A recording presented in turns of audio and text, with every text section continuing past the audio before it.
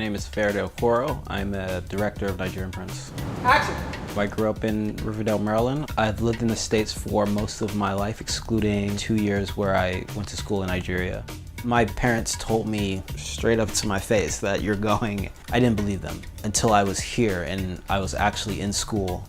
Family's been a huge support system for me. A large part of this movie is based off that relationship. Nigerian Prince tells the story of a Nigerian-American teenager forced to go to school in Nigeria and how he works with his cousin to get back home to the United States.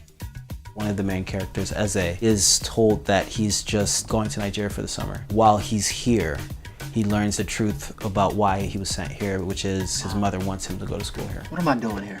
We talked about this. Yeah, but I don't want to stay here for 4 weeks. You're there to learn who you are and where you're from. He's parts of me. He's unique, but he likes to think of himself as just an average American kid. In order to return back home, he decides to team up with his cousin, who's a Nigerian email scammer.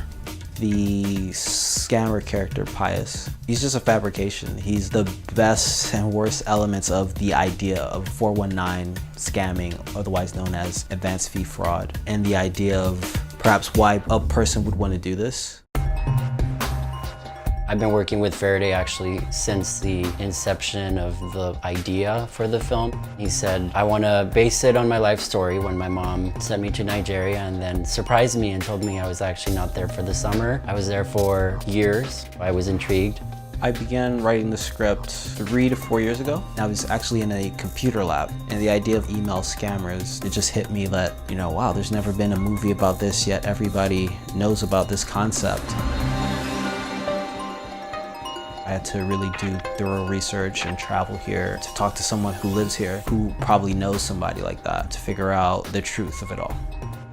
There was never an option to not get this film made for Faraday. He was gonna get it done one way or another. There's a sort of unspoken confidence about him.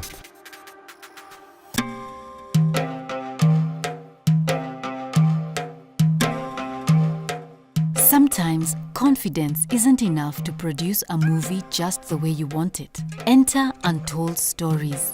AT&T created the competition in 2017 to find underrepresented filmmakers like Faraday.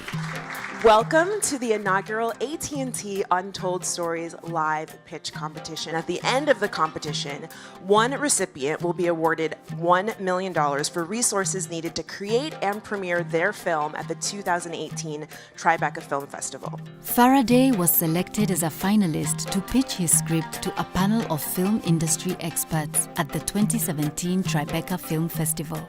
My name is Faraday Okoro, and this is my project, Nigerian Prince. During the pitch, I drowned out everything. I picked a spot in the room. I was just on cruise control. It was truly an opportunity of a lifetime. The AT&T $1 Million prize goes to Faraday Okoro with Nigerian Prince. Congratulations.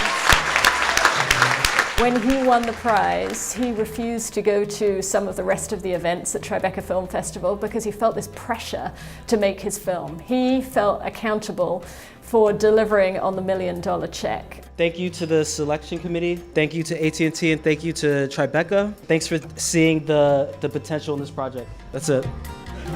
Before the Untold Stories program, it would be more just guerrilla filmmaking, which is very, run and gun, get scenes done quickly, pull a lot of favors from, friends, cast, crew. So it would have been way more of a struggle. With $1 million in hand, the clock started ticking. Nigerian Prince needed to be ready to premiere at the 2018 Tribeca Film Festival. Faraday went to work, scouting locations in Nigeria and New York, putting together a crew, and selecting actors for the film. Chinaza, he's playing the Pius character. Like myself, he's a first-generation Nigerian American, but he has not lived here. So to really embody a Nigerian from Nigeria is a huge challenge, and he's doing it wonderfully.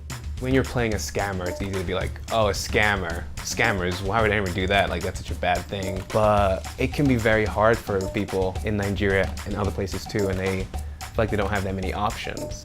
Pius's story is essentially the story of a young Nigerian man who has a vision. You know, he wants to be somebody. And in a country like this, that's not so easy. This is a guy who's actually a good guy. He has a heart. He has a soft spot for his cousin who he's just met. Wait, just turn around. Come now, turn around. Can we go now? I didn't think I was gonna get it when I first read for it. I'd read for a few different projects that week, and this was the one I didn't think that I was right for. As far as I understood at the time, I wasn't Nigerian American. I did a DNA test. When I got the role, and I got the results last night, I'm 28% Nigerian. Each of them represents just different parts of humanity. I think the performances will make or break it. It's plain and simple. People will like this film because of the characters and the plot. By late summer 2017, Faraday had his cast and crew in place. It has to be like right here. Which better? Right here? Okay, so we need new marks. I would give you 2 female. All locations were secured in Nigeria and New York City. And in the fall, the young director started shooting his first feature film, Nigerian Prince, in Lagos.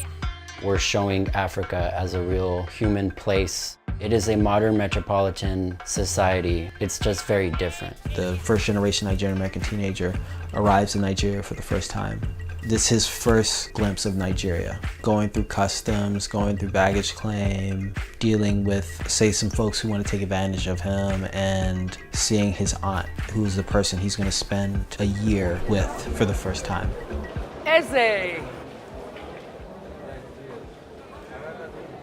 Kedu? Hello. Oh. The difference between filming in Lagos, Nigeria and anywhere in the United States is it's apples and oranges for the most part, but there's still large hurdles to shooting here. Let's say just going on the street, for instance. They see cameras or they see foreigners as in the local folk. You will be bothered and you will be like interrupted and whatnot, but having a Nigerian crew that's helping you do what you have to do definitely like eases that tension.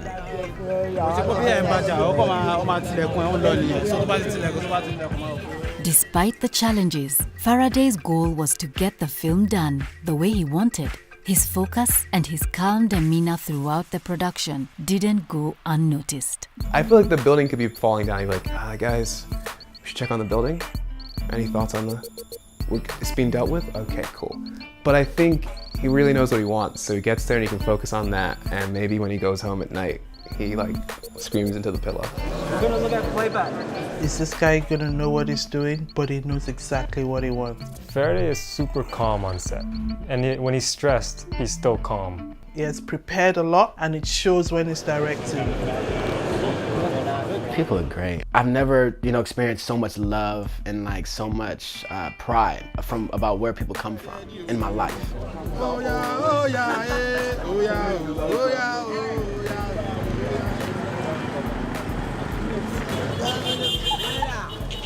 Nigerians are composed of like hundreds of different types of tribes and people and languages, and yeah, it's like a melting pot. I think the movie's gonna be successful because Faraday feels a responsibility as a Nigerian abroad to tell a story about Nigeria from a different light, but still like present a beautiful, truthful Nigeria. The story of Nigerian Prince, some people will feel that like it's negative, but I look at it as a story. It happens every day. I hope they're able to see Nigeria the way that I do, a diverse culture and a diverse people.